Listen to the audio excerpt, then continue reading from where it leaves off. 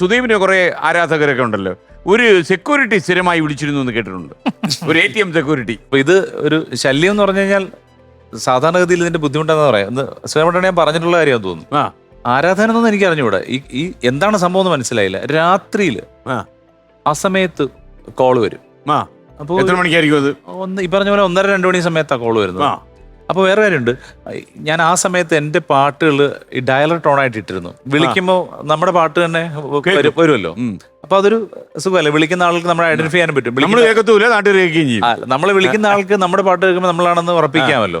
അപ്പൊ അതുകൊണ്ട് ഞാനത് അങ്ങനെ വെച്ചിട്ടുണ്ട്. ഏതോ ഒരു പാട്ട് ആ സമയത്ത് ഹിറ്റായ ഒരു പാട്ട് വെച്ചിരുന്നു. അപ്പോൾ രാത്രി 1:30 മണിയായപ്പോഴത്തേക്ക് ഒരു കോള് വന്നു.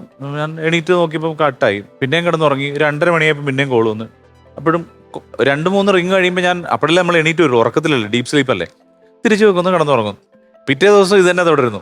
അപ്പോൾ എനിക്ക് ആ നമ്പർ തിരിച്ചു വിളിച്ചില്ല, ആ സമയത്ത് വിളിച്ച് ആരാണെന്ന് അറിയില്ലല്ലോ. പിറ്റേ ദിവസം ഇത് തന്നെ രാത്രി 1:30 കോള് വരുന്നു.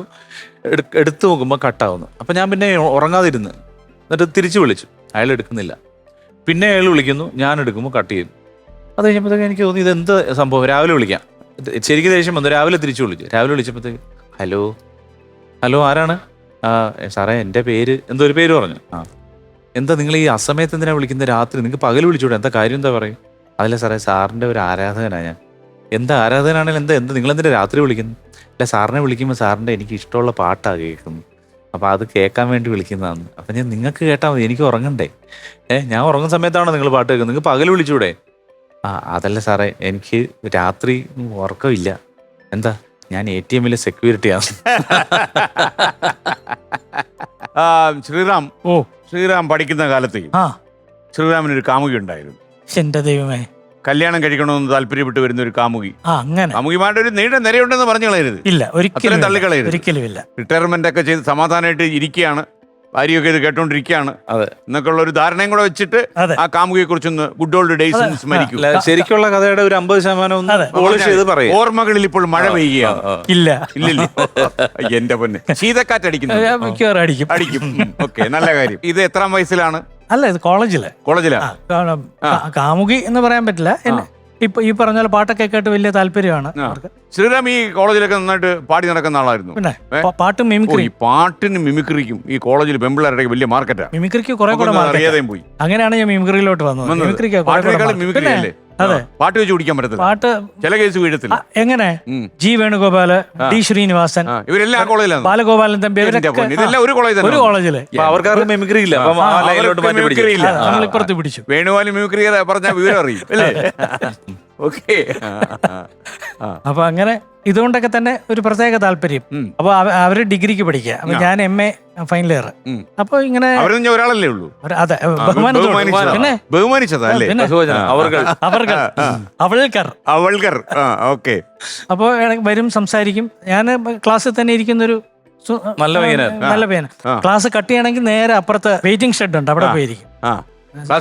പെൺകുട്ടികളുടെ വെയിറ്റിംഗ് ഷെഡ് ഉണ്ട്, അതിന്റെ നടയിൽ കാണും. അത്ര നല്ല പയ്യനാണ്. അപ്പൊ ഇവരിങ്ങനെ ഇടയ്ക്ക് സംസാരിക്കും, കാര്യങ്ങളൊക്കെ ചോദിക്കും. അപ്പൊ കുറച്ച് കൂടുതൽ സംസാരം. അപ്പൊ അതൊക്കെ ഞാൻ വളരെ നോർമൽ. ഒന്നും വരില്ലല്ലോ. അപ്പൊ കോളേജ് എക്സാം ഒക്കെ വരാനുള്ള സമയമായി. ലാസ്റ്റ് ഡേ കണ്ടാണ്. അപ്പൊ ഞാൻ എന്റെ ഡിപ്പാർട്ട്മെന്റ് ഇപ്പുറത്തെ വശത്താണല്ലോ, സാൻസ്ക്രിറ്റ് ഡിപ്പാർട്ട്മെന്റ് ഞാൻ. അപ്പൊ ഈ കുട്ടി വന്ന് പറഞ്ഞു, അപ്പൊ നമ്മളെ ഇനി നമ്മളെ കാണില്ലല്ലോ അല്ലേ? ഞാൻ പറഞ്ഞില്ല. അപ്പം ഞാനൊരു കാര്യം ചോദിച്ചോട്ടാ. നമ്മൾ ചോദിക്കും, കല്യാണം കഴിച്ചാലോ നമുക്ക്? ഞാൻ പറഞ്ഞു, കല്യാണോ? ഞാൻ പറഞ്ഞു, ഞാൻ പഠിച്ചോണ്ടിരിക്കണേ ഉള്ളൂ, ജോലിയൊക്കെ വേണ്ടേ? അല്ല, അത് കുഴപ്പമില്ല. ഞാൻ പറഞ്ഞു, കുഴപ്പമുണ്ട്, എനിക്കൊരു ജോലി വേണ്ടേ? അല്ല, എന്റെ അച്ഛന് ഒരുപാട് പൈസ ഉണ്ട്. ഞാൻ പറഞ്ഞു, അതവിടെ ഇരുന്നോട്ടെ, അത് പിന്നെ എടുത്തോളാം. ഞാൻ ഇപ്പൊ തൽക്കാലം എനിക്കൊരു ജോലിയൊക്കെ കിട്ടിയിട്ട് ആലോചിക്കാം എന്നൊക്കെ പറഞ്ഞു. അപ്പൊ അങ്ങനെയാണല്ലേ? ഞാൻ പറയാം, അങ്ങനെയാണ്. പിന്നെ കണ്ടിട്ടില്ല. പിന്നെ വർഷങ്ങൾ ഒരുപാട് പോയി. എനിക്ക് നമ്മൾ ആകാശവാണിയിലെ പോസ്റ്റിംഗ് മാംഗ്ലൂരായിരുന്നു. അപ്പൊ മാംഗ്ലൂരും പോയിട്ട് 94, ഇത് 83 നടന്ന കഥയാണ്. 82, 83. 94, 95 തിരിച്ചു വരുന്നു. അപ്പം ഒരു ലീവിന്റെ സമയത്ത് ഞാൻ അവിടെ ഇങ്ങനെ ഈസ്റ്റ് ഫോർട്ടോ വഴി ഇങ്ങോട്ട് നടന്നു പോകുമ്പോൾ നല്ല പരിചയമുള്ള ഒരു മുഖം എവിടെയോ കണ്ടിട്ടുണ്ട്.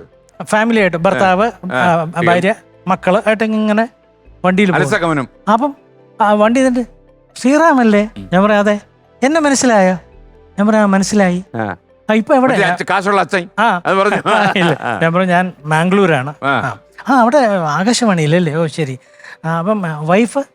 ഞാൻ പറഞ്ഞു കല്യാണം കഴിഞ്ഞ്. ഇതുവരെ കല്യാണം കഴിഞ്ഞില്ലേ? ഞാൻ പറഞ്ഞു ഇല്ല. അപ്പോൾ 95-ലായിരുന്നു എൻ്റെ കല്യാണം. ഞാൻ പറഞ്ഞു ഇതുവരെ ആയിട്ടില്ല. ഞാൻ നല്ല പെൺകുട്ടികളുണ്ടെങ്കിൽ ആലോചിക്കട്ടെ. ഞെട്ടിപ്പോയി. വിടാൻ വഴിയില്ല. വിടാൻ വഴിയില്ല. ആലോചിച്ചോളൂ.